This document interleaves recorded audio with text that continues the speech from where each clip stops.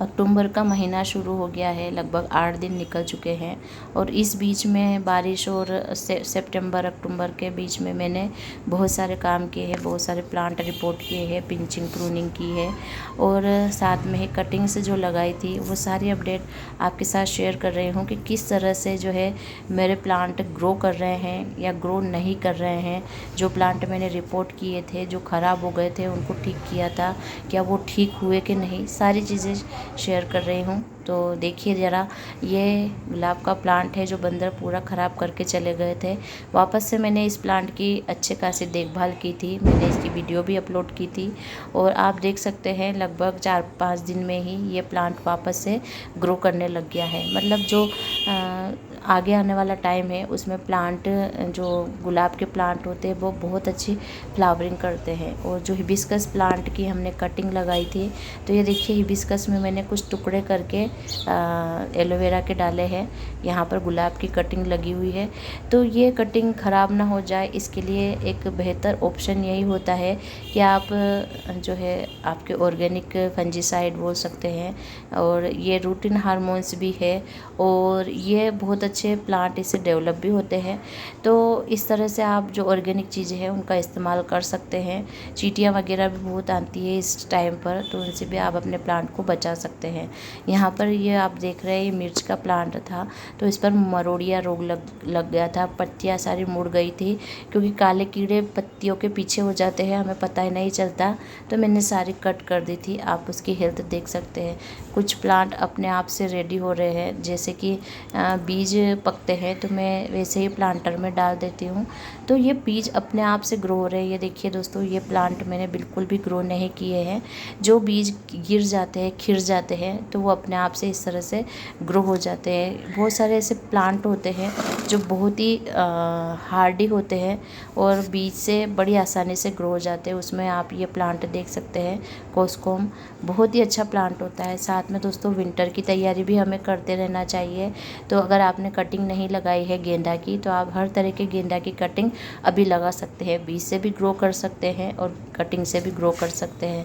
और साथ में देखिए दोस्तों, कुछ टाइम पहले मैंने आपको पिंक टिकोमा की कटिंग लगाना बताया था और आप अपडेट देख सकते हैं। कटिंग में भी जो है कलियाँ आ गई है और यहाँ पर है ऑरेंज कलर का डबल पेटल वाला हिबिस्कस, इसकी भी कटिंग बहुत अच्छे से चल चुकी है। तो इन प्लांट को अब मुझे रिपोर्ट करना है।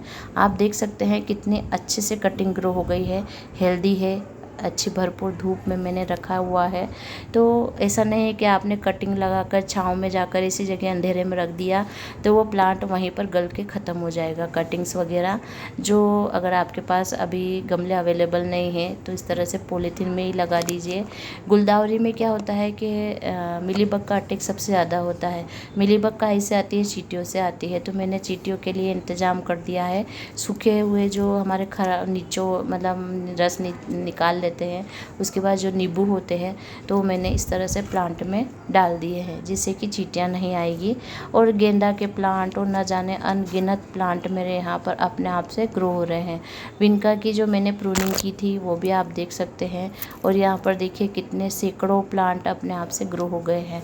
और यहाँ पर जैसे जैसे मुझे टाइम मिलता है तो मैं रिपोर्टिंग करती रहती हूँ। यहाँ पर ये जो आप देख रहे हैं टमाटर के प्लांट, ये अपने आप से ग्रो हुए थे। जो हम चीज़ें ला कर किचन से डालते हैं तो उनसे बहुत सारे प्लांट ग्रो हो जाते हैं।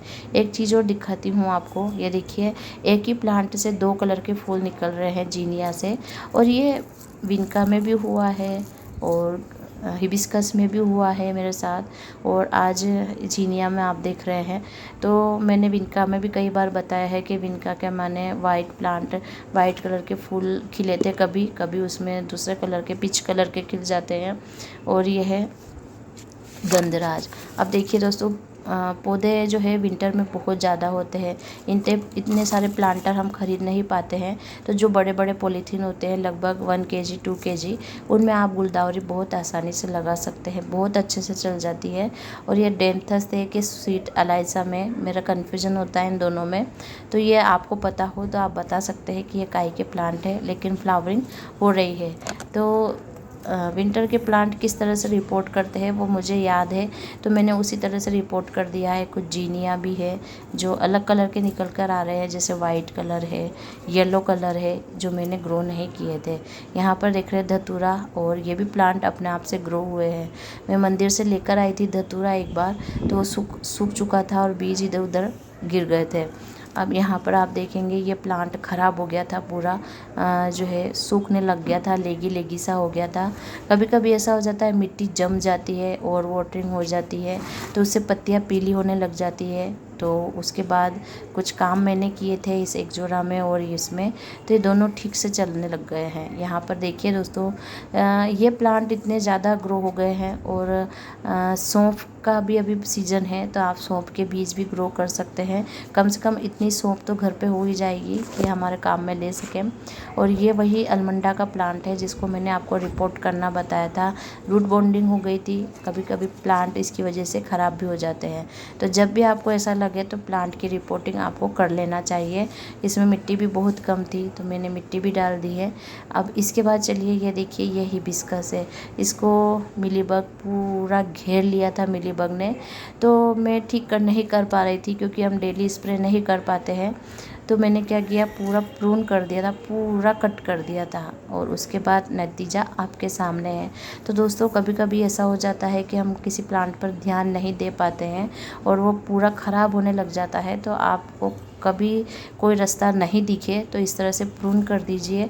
प्रूनिंग के बाद प्लांट रेस्ट करेगा और उसके बाद जो ग्रोथ होगी वो इस तरह की होगी, जो आप देख सकते हैं कितनी कलियां भी आ गई है और प्लांट भी हेल्दी हो गया है।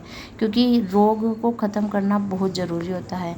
मिनी एक जोड़ा है और ये मैं ख़रीद कर लेकर आई थी, तो उसमें भी इतनी अच्छी फ्लावरिंग हो रही है। छोटा सा प्लांट है, पत्तियों के बराबर फूल खिल रहे हैं। यहाँ पर मैंने जो कट किया था अलमंडा, उसकी कटिंग मैंने लगा दी थी, और इसमें जो कुछ फूल सूख रहे हैं तो उन्हें हटाते रहना है, जिससे आप नए नए फूल ले सकते हैं। ये अलमंडा है, येलो अलमंडा। इसकी पत्तियों की शाइन आप देखेंगे कितनी ज़्यादा है। इतना हेल्दी प्लांट हो गया है। विंटर जब आता है ना, तो ये प्लांट डोरमेंसी में जाते हैं, तो मैंने इनको कट कर दिया था और ये तो वापस ग्रोथ पर भी आ गए हैं।